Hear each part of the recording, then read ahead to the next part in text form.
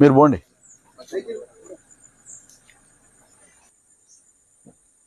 తెలంగాణ ప్రజలకు నమస్కారం. ఈరోజు మనం తెలంగాణ మహారాష్ట్ర బార్డర్లో ఉన్న ఈ గూడెం గ్రామ శివార్లలో ఉన్నాం. ఈ రోడ్డు చూస్తే మీరందరూ అనుకోవచ్చు ఇదేదో ఆఫ్రికా మహాఖండంలో ఉందేమని అనుకుంటున్నారేమో. ఇది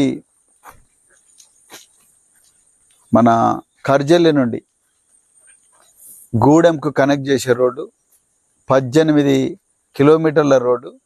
మేము కర్జల్లి నుండి గూడెం రావడానికి మాకు 18 కిలోమీటర్లకు 1.5 గంట పట్టింది.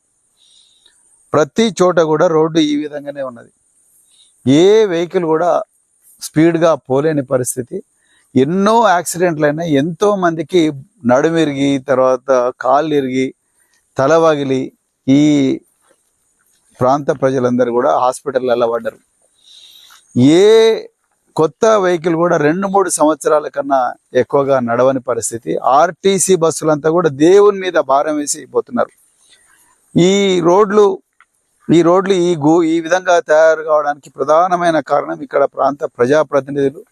వీళ్ళెవ్వరు కూడా, ముఖ్యంగా ఎమ్మెల్యేలు, వీళ్ళెవ్వరు కూడా ఈ ప్రాంతంలో ఉండే రోడ్డును పట్టించుకోకపోవడం. ఈ ప్రజల ఓట్లే తీసుకున్నారు తప్ప ఈ ప్రజల బాగోగులు ఎన్నడూ కూడా ఆలోచించలేదు. కర్జల్లి వరకు మొన్న వరకు కొట్టడంగా కర్జల్లి వరకు రోడ్ వేసిండ్రు. కానీ కర్జల్లి నుంచి గూడెం రోడ్ వేయడానికి ఎవరికి కూడా మనసొప్పుతలేదు. ఎందుకంటే ఈ ప్రాంత ప్రజల అమాయకులు, వీళ్ళకు నోరు లేదు. ఏమన్నంటే మేము ఆ లిక్కర్ కేసు పెడతాం, ఆ గంజాయి కేసు పెడతాం, ఆ గుట్కా కేసు పెడతామని కేసులతోనే బెదిరిస్తున్నారు తప్ప ఇంకొకటి కాదనేది చాలా క్లియర్గా అర్థమవుతున్నది. నేను గత 2 సంవత్సరాల క్రితం నుంచి ఈ ప్రాంతంలో తిరుగుతూనే ఉన్నా. ఈ ప్రాంతంలో నేను ఎమ్మెల్యే అభ్యర్థిగా కూడా నేను పోటీ చేసిన.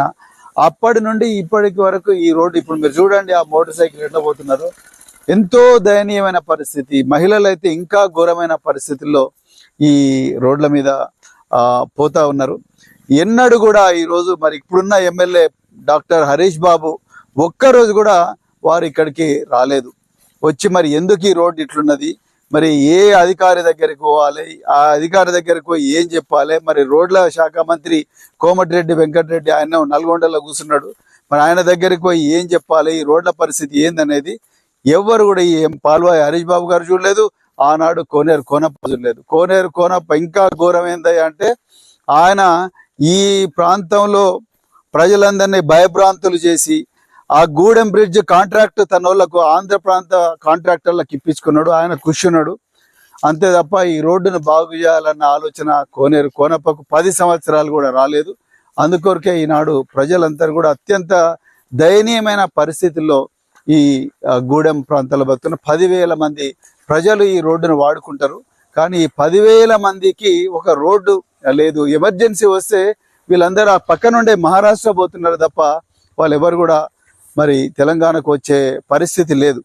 మరి ఈ రోడ్డు మీద మరి రేవంత్ రెడ్డి గారు, అదేవిధంగా కోమటిరెడ్డి వెంకటరెడ్డి గారు, మీరు తప్పనిసరిగా ఈ గూడెం రోడ్డును ఎమర్జెన్సీ బేసిస్ మీద ఫారెస్ట్ వాళ్ళందరితో మాట్లాడి తప్పకుండా ఈ రోడ్డును మీరు కొత్త రోడ్డు వేయించాలి. ఇది రిపేర్లు వేస్తే పనికిరాదని చాలా మంది ఇంజనీర్లు చెప్తా ఉన్నారు. అందుకొరకు కొత్త రోడ్డు వేసేదాకా మేము ఈ ప్రాంత ప్రజలందరం కూడా పోరాటం చేస్తూనే ఉంటుంది బీఆర్ఎస్ పార్టీ. అందుకొరకు మళ్ళీ రిక్వెస్ట్ చేస్తున్న ఈ ప్రాంత ప్రజల అందరి తరపు నుండి దయచేసి ఈ కర్జల్లి గూడెం రోడ్డు, ఇది తెలంగాణకు బార్డరు.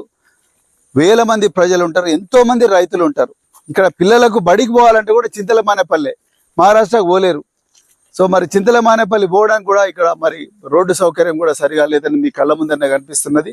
ఇవన్నీ దృష్టిలో పెట్టుకొని ముఖ్యమంత్రి గారు కోమటిరెడ్డి వెంకటరెడ్డి గారు, ఇక్కడున్న ఎమ్మెల్యేకు ఇంట్రెస్ట్ ఉన్నా లేకపోయినా మీరు ఈ శాఖకు మంత్రి కాబట్టి కోమటిరెడ్డి వెంకటరెడ్డి గారు మీరు ఒకసారి రావాలి, ఇక్కడికి వచ్చి ఈ రహదారులన్నీ చూడాలని చెప్పి కోరుకుంటూ, మరి రోడ్లు బాగయ్యేదాకా బీఆర్ఎస్ పార్టీ తన పోరాటం కొనసాగిస్తూనే ఉంటుందని చెప్తూ మరొకసారి జై తెలంగాణ.